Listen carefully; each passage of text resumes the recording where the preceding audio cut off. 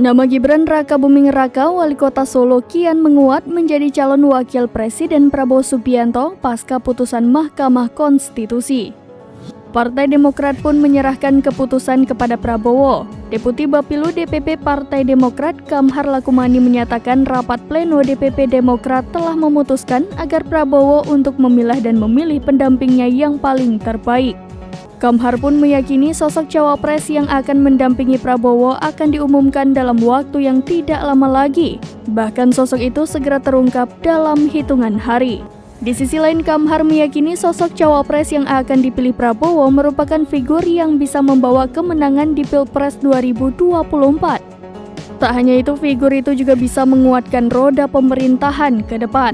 Mahkamah Konstitusi sebelumnya telah mengabulkan gugatan perkara nomor 90/PUU-21/2023 soal uji material batas usia 40 tahun untuk menjadi capres-cawapres. Dengan begitu, Gibran bisa maju di Pilpres 2024.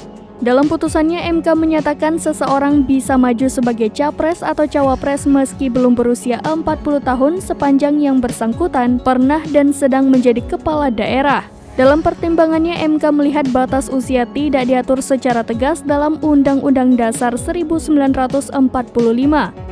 MK juga menegaskan dalam batas penalaran yang wajar, setiap warga negara memiliki hak pilih dan seharusnya juga hak untuk dipilih, termasuk hak untuk dipilih dalam pemilu presiden dan wakil presiden. Putusan sidang ini segera berlaku mulai dari pemilu 2024 dan seterusnya.